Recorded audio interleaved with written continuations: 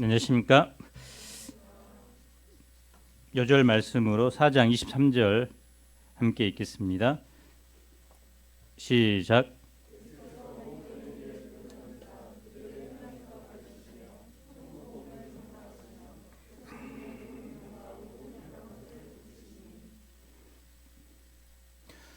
예수님은 세례 요한에게 세례를 받으시고 광야에서 40일간 시험을 받은 후 인류 구원 역사를 위한 공생애를 시작하셨습니다. 그리고 오늘 갈릴리로 가셔서 본격적으로 복음 역사를 시작합니다. 예수님께서 처음으로 하셨던 일이 무엇일까요? 12절을 보십시오. 오늘 본문은 예수께서 요한이 잡혔음을 들으시고라는 구절로 시작합니다. 헤롯 안티파스가 조광지처를 버리고 배다른 동생 빌립의 아내 헤로디아와 재혼합니다. 세례 요한은 이 소식을 듣고 공개적으로 헤롯의 죄를 지적합니다. 헤롯은 부정적인 여론이 확산되지 않기 위해 군사를 보내 요한을 체포합니다. 이 소식을 들은 후 예수님은 갈릴리로 가셨습니다. 마태는 세례 요한의 체포 사건을 요한의 시대가 끝나고 예수님의 시대가 도래하는 전환점으로 보고 있습니다. 세례 요한이 역사의 무대에서 퇴장하고 예수님이 역사의 전면으로 등장한 것입니다. 나사렛은 예수님께서 어린 시절을 보낸 고향입니다. 약 30년간 목수로서 사생애를 사셨습니다. 그리고 그것을 떠나 이제 스불론과 납달리 지방의 바닷가에 있는 가버나움으로 가십니다. 이곳은 행정구역으로는 이스라엘이지만 내용적으로는 이방 세계와 거의 같다고 할 수 있습니다. 주변 강대국으로부터 침략을 자주 받았기 때문입니다. 그 결과 다민족 또 혼혈 사회가 되었습니다. 유대인들은 그들을 이방의 갈릴리로 불렀습니다. 그러면 예수님께서 이곳으로 가신 데는 무슨 뜻이 있을까요? 그것은 이사야 선지자를 통해 하신 말씀을 이루려는 것입니다. 우리 함께 15, 16절을 읽어 봅시다. 시작.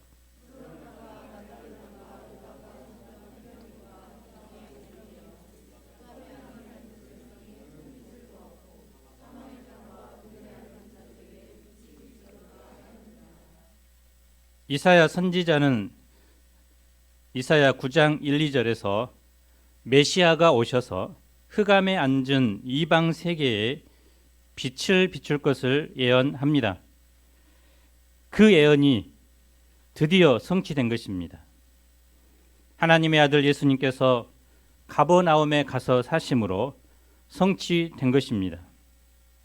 가버나움은 예수님의 공생의 기간 중심 본부가 됩니다. 특히 갈릴리에서 예수님은 공생애의 대부분의 사역을 감당하셨습니다. 천국 복음을 전파하셨고 회당에서 가르치셨고 수많은 병자들을 치료하셨습니다. 그리고 가룟 유다를 제외한 대부분의 제자들을 부르셨습니다. 예수님은 처음부터 가장 낮은 자리, 가장 어둠 속에 있는 땅 그리고 사람들에게 찾아가신 것입니다.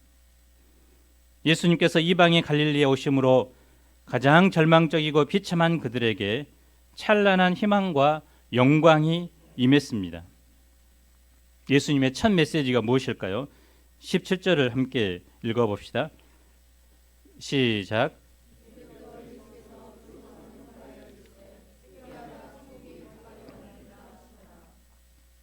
(3장 2절에서) 세례 요한이 전한 메시지와 또 같습니다. 예수님께서 세례 요한의 사역을 이어받았다는 것을 말해줍니다. 세례 요한은 다가올 천국에 대해서 그 천국에 들어가기 위해 회개해야 한다고 했다면 예수님은 이미 온 천국을 받아들이기 위해서 회개하도록 한 것입니다. 예수님께서 오심으로 사망의 땅과 흑암에 앉은 백성들에게 천국이 임한 것입니다. 천국은 무엇일까요? 천국은 어떤 지역이나 사건을 말하는 것이 아니라 하나님의 통치 또는 왕권을 말합니다. 천국은 하늘나라인데 이 나라라는 말은 바실레이아라는 말인데요. 이는 왕적 다스림, 통치를 의미했습니다. 예수님께서 가져오신 이 천국은 유대인들이 생각하는 정치적인 해방이 아니라 섬김과 대성을 통해 이루실 하나님의 나라였습니다. 천국을 증언하신 후에 예수님은 가장 먼저 무엇을 하실까요? 18절을 보십시오. 예수님은 갈릴리 해변을 다니십니다. 이 갈릴리 호수는 커다란 신장 모양의 내륙 호수입니다. 길이가 약 21km 정도 되고 폭이 약 11km, 수면이 지중해보다 211m나 낮고 가장 깊은 곳은 50m 정도 된다고 합니다. 헬몬산에서 흘러내려온 물이 갈릴리 호수를 지나 요단강을 거쳐서 사해로 흐르기 때문에 늘 물이 맑고 푸르고 맛있는 고기가 많이 잡혔습니다. 유대 역사가 요세푸스는 최대로 330척의 배들이 이곳에서 고기잡이를 했다고 기록하고 있습니다. 예수님은 그곳에서 무엇을 하셨습니까? 아침 산책을 하셨나요? 그곳에서 두 형제 곧 베드로라는 시몬과 안드레가 금을 던지는 것을 보셨습니다. 그들의 직업은 어부입니다. 본문에서 강조된 단어는 보다라는 단어인데요. 이 말은 관찰하다, 주목하다, 발견하다, 찾다라는 뜻을 가집니다. 사람들을 관찰하고 찾으시는 예수님의 모습을 강조하고 있습니다. 예수님께서 첫 번째 제자들을 만난 것은 사실 이번이 처음은 아닙니다. 요한복음 1장에 보면 예수님은 이미 시몬과 안드레, 야고보와 요한을 몇 차례 만나셨고 그들과 함께 하루 동안 수양회도 함께하며 대화도 하셨습니다. 그런데 그들은 예수님께 자신의 삶을 온전히 맡겨드리지 못하고 자기들의 직업을 그대로 유지한 채 어정쩡한 상태로 따르고 있었습니다. 그래서 복음서의 역사 순서로 보면 요한복음 4장까지 사마리아 여인을 만난 이후, 그래서 예수님께서 공생애를 시작한 지 약 8개월 이후가 되어 오늘 본문에 시작하고 있는데요. 그래서 예수님은 그동안 그들을 꾸준히 지켜보셨고 드디어 그들을 제자로 부르고자 찾아가셨던 것입니다. 예수님은 제자들을 부르시기 전에 자신과 함께 길을 걸어갈 제자들의 내면과 삶을 꿰뚫어 보고 계셨습니다. 그래서 그들이 무슨 생각을 하는지, 어떤 문제를 가지고 있는지, 또 어떤 삶을 사는지에 깊은 관심과 사랑을 가지고 관찰하셨다는 것입니다. 그래서 우리도 상대방을 바라볼 때 피상적인 모습만 보고 그 사람을 평가하고 또 방향 주기보다는 그 사람의 깊은 내면을 관찰하고 그리고 하나님께서 원하시는 방법으로 말씀으로 돕는 것이 중요합니다. 예수님은 그들에게 무엇이라고 말씀하셨을까요? 우리 19절을 함께 읽어봅시다. 시작.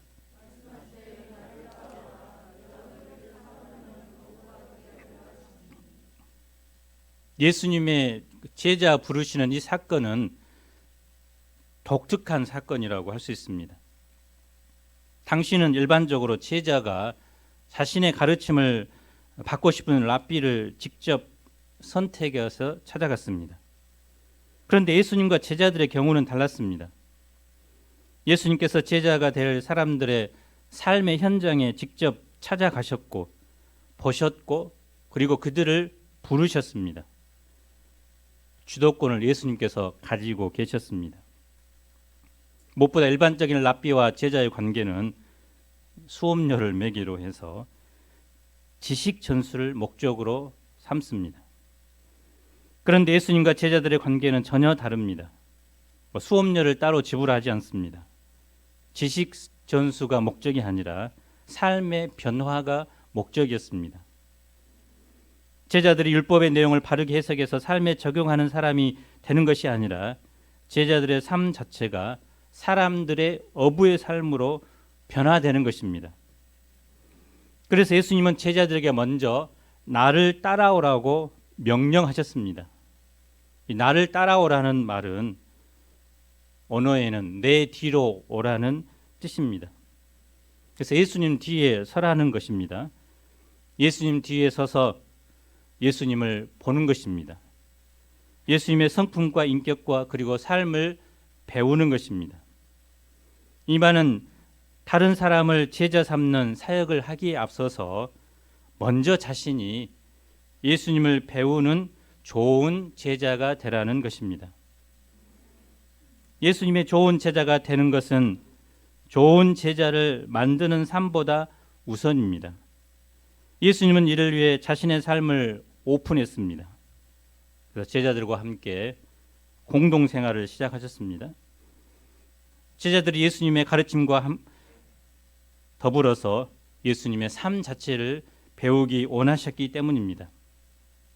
진정한 예수님의 제자는 예수님의 가신 삶의 발자취를 따라가는 사람입니다. 그 사람을 통해서 예수님의 모습이 반사되는 사람입니다.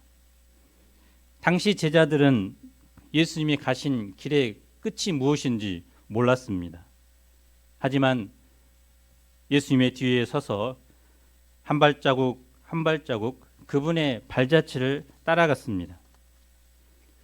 다음으로 예수님은 제자들을 사람 낚는 어부로 부르십니다. 사람 낚는 어부는 무엇입니까? 어떤 사람입니까? 저는 낚시에 대해서 전혀 문외한입니다. 얼핏 들은 소리로는 낚시는 장소에 따라서 민물 낚시, 바다 낚시로 나눕니다. 또 방법에 따라서는 대낚시, 릴 낚시 등이 있다고 합니다. 물론 당시 어부들이 하는 고기잡이는 낚시가 아니라 주로 그물을 던져서 이용한 방법이었다고 합니다. 요즘도 이 낚시 방송은 하루 종일 보여줍니다. 낚시에 빠진 사람은 주말이면 전국 방방곡곡을 찾아다닌다고 합니다. 제가 들은 어떤 목사님은 너무 낚시에 빠져서 금요 철야기도 모임 시간이 됐는데도 낚시를 하느라 그 시간을 까맣게 잊어버리고 그래서 결국 사임을 하게 됐다고 합니다. 도시어부라는 프로그램은 연예인들이 낚시를 하며 경험하는 에피소드를 보여줍니다. 그런데 사람이야 낚시를 하면서 즐거움을 얻지만 물고기 편에서 보면 어부에게 잡히는 것은 좋지 않은 것입니다. 사람에게 낚여진 고기는 횟감이나 매운탕으로 사용됩니다. 시몬과 안드레는 고기를 잡아 생계를 유지했습니다. 잡힌 고기를 수산물 시장으로 옮겨져 팔리거나 소금에 절여 관청에 납부하기도 했습니다. 그런데 고기에 있어서 사람에게 잡힌다는 것은 죽음 그리고 심판을 의미합니다. 이 사람을 낚는다는 표현이 신약뿐만 아니라 구약에도 있는데요. 구약 에레미야 16장 16절에 이런 말씀이 있습니다. 한번 읽어보겠습니다. 시작.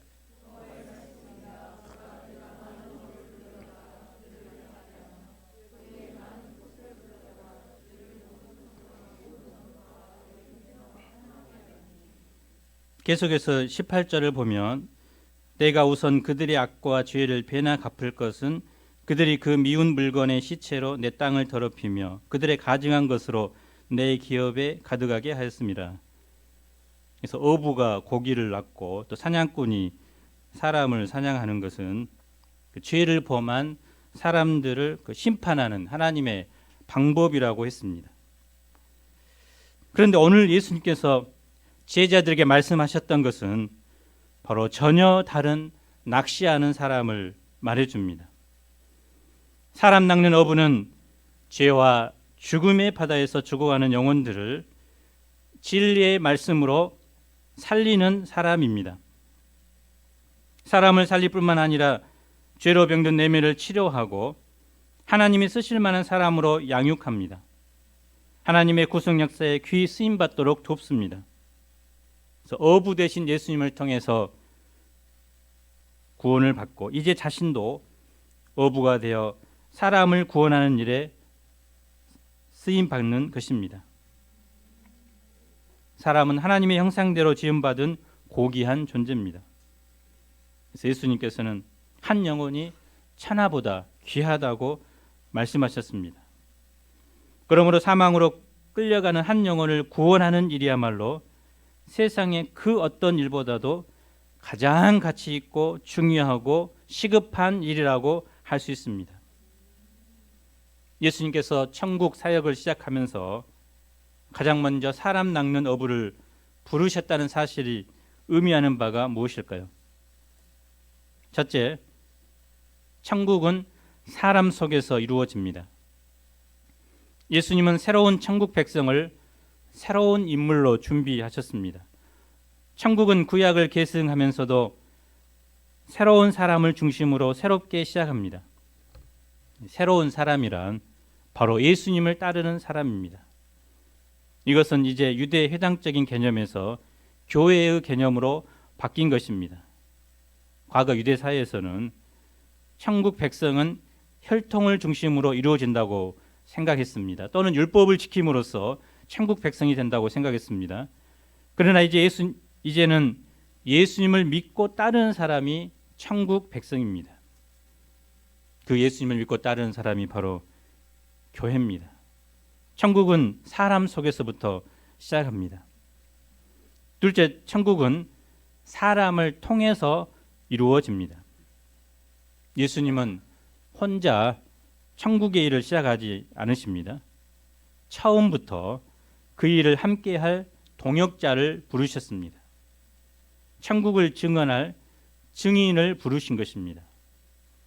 그 증인은 예수님의 사역을 계승하여 세상을 향하여 천국을 선포하게 될 것입니다. 그 계승자가 바로 사람 낚는 어부요, 우리 목자들입니다. 천국은 예수님의 계승자인 사람 낚는 어부인 우리 목자들을 통해서 온 세상으로 전파됩니다. 천국은 사람 안에서 그리고 사람으로부터 시작합니다. 이 말씀이 당시 성도, 초대교회 성도들에게 주는 의미가 무엇이었을까요? 로마 제국은 세상을 돈과 권력으로 다스렸습니다. 그 앞에 교회는 너무나 약했습니다. 그들은 현실 앞에서 무력감에 빠져서 아무 일도 하지 못했습니다. 그래서 일부에서는 조직을 바꾸고 제도를 뒤집어 엎어야 한다고 목소리를 높이기도 했습니다. 그런 그들을 향해서 예수님께서는 천국은 사람 속에서 이루어지고 사람을 통해서 이루어진다고 말씀하십니다. 나 한 사람이 먼저 사람을 낚는 어부가 되어야 한다는 것입니다.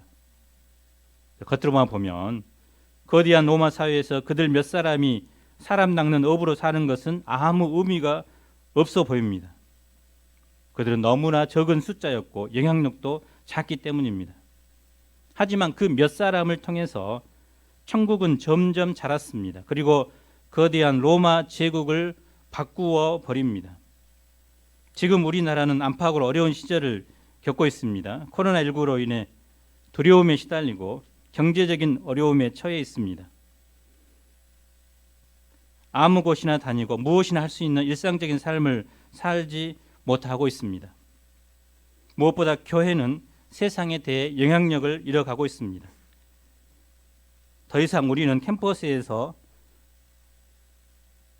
하나님의 사람 낚는 어부로서의 그런 영향력이 없습니다. 이런 세상에서 교회는 무엇을 해야 합니까? 우리는 무엇을 해야 할까요? 그것은 예수님께서 사람 낚는 어부로 부르셨다는 그 사실을 새롭게 받아들여야 합니다. 예수님께서 지금도 우리를 통해서 천국 사역을 하고 있음을 깨달아야 합니다. 그래서 아무 일도 하지 않는 것보다 비록 작은 일일지라도 도전하는 것이 중요합니다. 내가 삶의 현장에서 사람 낚는 어부로서 한 사람을 섬기면 그 한 사람은 물론이고 그 공동체에 천국이 임합니다. 신안군 증도에 문준경 전도사 순교 기념관이 있습니다. 몇 년 전에 여름수양회 하던 장소죠. 신안군의 복음화율은 35% 정도인데요. 전국 평균의 2배입니다. 그 중에서도 이 증도는 전체 주민 약 2,200명 중에 90% 이상이 예수님을 믿는 전국 복음화율 1위의 섬입니다. 그래서 불교 사찰이나 성당은 아예 없고 교회만 11개가 있습니다. 원래 섬 지역은 자연 환경의 영향을 직접 받는 곳입니다. 그래서 토속 신앙의 전통으로 인해서 기독교 신앙이 전파되기 대단히 어렵습니다. 그런데 어떻게 이런 곳에 복음이 전파되고 전국 복음화율 1위의 섬이 될 수 있었을까요? 그것은 한 사람에 의해 시작되었습니다. 그 사람이 바로 섬마을 선교의 어머니로 불리는 문준경 전도사입니다. 그래서 그녀는 이제 17살 때 증도로 시집을 갔는데 결혼한 다음 날 소박을 맞고 생과부로 20년을 지냈습니다. 집에서 쫓겨나 목포에서 삭바느질을 하며 고달픈 삶을 살았습니다. 그때 우연히 집에 찾아온 전도 부인에게서 복음을 듣고 예수님을 영접하게 됩니다. 당시 유명한 부흥사 이성복 목사님을 만나서 경성 성서학원에 입학을 하게 되고 방학 때마다 고향에 내려와 나룻배를 타고 신안 일대 섬들을 돌아다니며 전도를 합니다. 하지만 사람들은 그녀를 배척하고 손가락질합니다. 남편은 손지금까지 서슴지 않습니다. 하지만 그녀는 아랑곳하지 않고 복음을 전하고 곳곳에 교회를 개척합니다. 훗날 48명의 순교자가 나온 임자도 진리교회는 그녀가 처음 개척한 곳이고 또 증도에 가보면 증동리 교회, 대초리 교회도 개척합니다. 새벽 기도가 끝나면 그녀는 큰 보따리를 머리에 이고 신방을 다녔다고 합니다. 보따리 안에는 연고, 소화제, 항생제 등 온갖 약품들로 가득했는데 병이 있는 사람들에게 나누어 주며 기도하였고 또 산모에게는 산파 역할까지 했습니다. 섬마을 돌바퀴를 걸어 다니면서 전도를 했는데 얼마나 많이 걸었던지 1년에 이제 고무신을 9켤레나 이제 달아 없앴다고 합니다.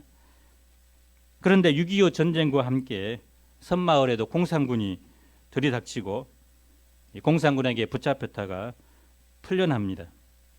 하지만 섬에 두고 온 교인들을 돌보기 위해서 자진해서 섬에 들어갑니다. 결국 붙잡혀서 총살을 당하게 됩니다. 이 문준경 전도사의 묘비에는 이렇게 쓰여져 있습니다. 병든 자의 의사, 문맹 퇴치 미신타파의 선봉자, 우리들의 어머니, 그가 세운 교회들을 통해 CCC, 김중곤 목사, 또 이만신, 정태기 목사 등 기독교를 대표하는 그 30여 명의 유명한 목회자들이 배출되었습니다. 그래서 그 이후에 증도는 각 마을마다 교회가 세워졌고 현재까지 기독교인이 90% 이상인 우리나라 최고의 믿음의 섬이 되었습니다. 그래서 한 사람이 복음을 영접하고 사람 낚는 어부의 삶을 헌신하자 그 영향력이 너무나 강력함을 보게 됩니다.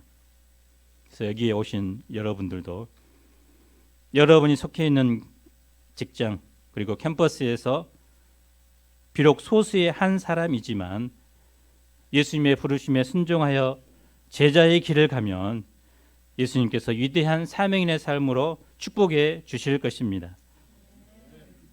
그들은 이 부르심 앞에서 어떻게 합니까? 제자들은 선생님 사흘만 시간을 주십시오. 그러면 좀 생각해 보겠습니다. 라고 하지 않습니다. 만약 제자들이 오늘날 사람들과 비슷했다면 예수님의 부르심에 어떻게 응답했을까요? 교회 나오면 손해일까? 이익을 따져보고 계산해 보았을 것입니다. 그런데 제자들은 예수님의 부르심 앞에서 즉각적인 반응을 보입니다. 그들은 그물을 버리고 제자들을 따릅니다.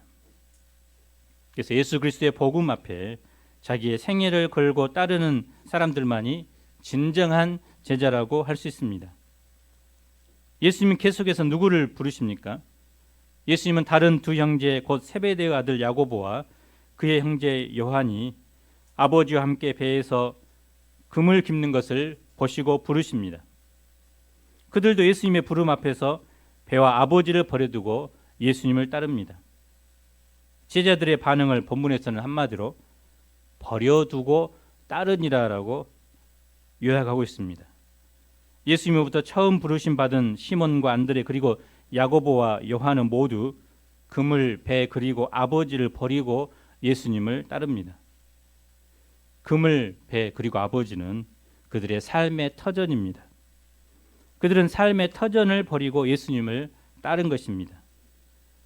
삶의 터전을 바꾸는 것은 쉽지 않습니다. 어떻게 그 쉽지 않은 일을 제자들은 할 수 있었을까요? 이 어부 생활이 정말 지겹고 소망이 없었기 때문일까요? 사실 어부는 당시 사회적 지위도 있고 돈도 잘 벌었습니다. 유대인은 소금에 절인 생선과 밀을 주식으로 삼았습니다. 어부는 갈릴리 산업구조의 중추적 역할을 감당했다고 합니다. 무식하고 술이나 퍼마시는 막장 인생이 아닙니다. 그들은 중산층 계급 정도 되었습니다. 그럼에도 그들이 그런 삶을 포기할 수 있었던 것은 천국이 더 매력적이었기 때문입니다. 예수님을 따르는 삶이 가장 가치 있는 것임을 깨달았기 때문입니다. 기존의 모든 것을 버리고라도 얻을 만한 최고의 가치가 있기 때문입니다. 그들에게 패러다임 시프트가 일어난 것입니다. 그들은 버림을 통해 얻는 비밀을 깨달았습니다. 보통 사람은 이제 버리지 않고 얻고자 합니다. 세상에서 아무것도 잃지 않고 천국을 선물로 얻고자 합니다. 그래서 옛말에 산토끼, 쥐토끼 두 마리를 다 쫓으면 두 마리 다 놓친다는 말이 있는데요. 사람이 하나를 버리지 못하는 것은 모든 것을 잃어버릴 것만 같은 두려움 때문입니다.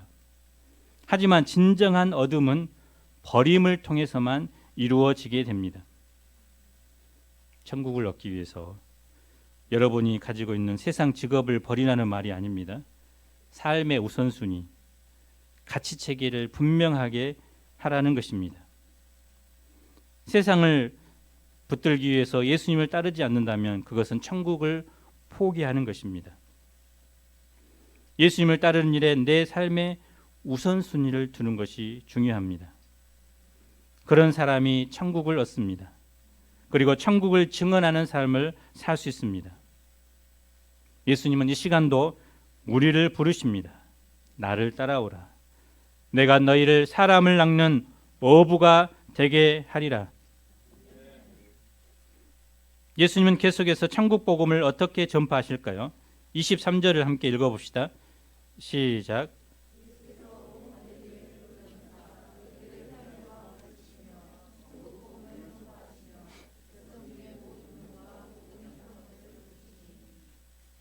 예수님은 사람에게 천국 복음을 가르치며 전파하시며 고치시며 두루 다니셨습니다. 예수님의 사역의 핵심은 가르치심, 전파하심 그리고 고치심입니다. 표현은 세 가지지만 실은 한 가지입니다. 천국 복음을 증언하신 것입니다. 예수님은 천국을 사람 속에 만드십니다. 예수님은 사람을 말씀으로 도우십니다. 예수님은 말씀으로 사람의 병도 치유하십니다. 사람은 예수님으로부터 말씀을 듣고 순종함으로써 천국을 체험합니다. 그래서 천국은 이론이 아닙니다. 천국은 죽은 후나 가는 막연한 곳이 아닙니다. 천국은 오늘 이 땅에서 그리고 내 삶에서 구체적으로 맛보는 것입니다. 미국 디트로이트 시는 자동차 공장들이 몰려있는 곳으로 유명합니다. 어느 날 유명한 정비사가 차를 몰고 가다가 고장이 났습니다. 그는 길 옆에 차를 세워놓고 왜 고장났는지 그 원인을 찾았습니다. 하지만 아무리 찾아도 원인을 발견할 수 없었습니다. 그때 지나가던 세단 하나가 멈추어 서더니 한 노신사가 내립니다. 그분은 무엇을 도와드릴까요? 하라며 말했습니다. 유명한 정비사는 자신도 못 고치는 차를 이 사람이 어떻게 고칠 수 있겠는가라고 생각합니다. 그런데 노신사는 몇 군데 만지더니 시동을 걸어보라고 합니다. 그런데 시동이 걸렸습니다. 정비사는 깜짝 놀랐습니다. 도대체 이 사람이 누구이기에 자신도 못 고치는 차를 고친단 말인가 생각합니다. 그때 노신사는 명함 한 장을 주고 사라집니다. 그 명함에는 헨리 포드라고 적혀 있었습니다. 그 자동차를 만든 사람입니다. 예수님은 우리를 창조하신 하나님의 아들이십니다. 그래서 예수님은 어떤 사람도 온전한 하나님의 사람으로 고쳐주실 수 있습니다. 병든 모습 그대로 예수님께 나아가면 모든 질병을 고쳐주시고 건강한 인생을 살도록 도와주십니다. 사람들의 반응은 어떠합니까? 첫째, 먼 나라에 사는 사람이 예수님께로 찾아옵니다. 큰 나라 수리아 사람들까지 예수님의 소문을 들었습니다. 예수님의 천국 복음이 이스라엘을 넘어서 이방 세계까지 전파된 것입니다. 그래서 예수님은 인종을 가리지 않고 병든 사람을 치료하셨습니다. 둘째, 가까운 곳에 사는 사람이 예수님께로 찾아옵니다. 예수님의 소문이 갈릴리뿐만 아니라 유대 곳곳에 퍼졌습니다. 그래서 예수님의 사역은 이 갈릴리를 중심으로 주변 지역까지 파고든 것입니다. 그래서 천국은 모든 사람들에게 필요하기 때문입니다. 결론적으로 천국을 원하지 않는 사람은 없습니다. 사람은 인종과 나라를 초월하여 예수님의 말씀을 들어야 하고 치유를 받아야 합니다. 그런데 예수님은 그 일을 이 땅에서 혼자 하지 않습니다. 당신의 계승자를 세우십니다. 그 사람이 바로 사람을 낚는 어부입니다. 예수님은 오늘도 당신의 계승자를 부르십니다. 예수님은 오늘 우리를 사람 낚는 어부로 부르십니다. 우리가 먼저 천국의 구성원이 되고 천국을 증언하는 사람으로 살기 원하십니다. 그리고 어둠 속에 있는 사람, 고통 속에 있는 사람에게 희망과 치유의 역사를 이루기를 원하십니다. 우리가 한 주간 삶의 현장에서 천국 복음을 전하고 사람을 살리는 사람 낚는 어부로 살아갈 수 있기를 간절히 기도합니다. 4장 23절 우리 같이 읽겠습니다. 시작.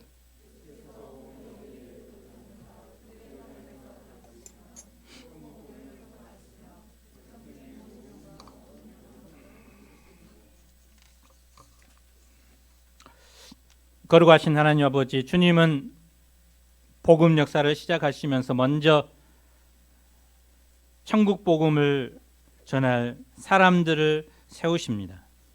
나를 따라오라, 내가 너희를 사람을 낚는 어부가 되게 하리라. 하나님 아버지, 우리가 예수님을 배우고 본받는 삶을 통해서 예수님을 닮은 진정한 제자들이 되게 하시고, 또 죄와 죽음의 바다에서 허우적거리며 죽어가는 영혼들에게 생명의 복음을 전함으로 그들을 살리고 치유하며 회복시키는 사람 낚는 어부의 삶을 살 수 있도록 축복해 주시기를 간절히 기도합니다. 예수님 이름으로 기도합니다.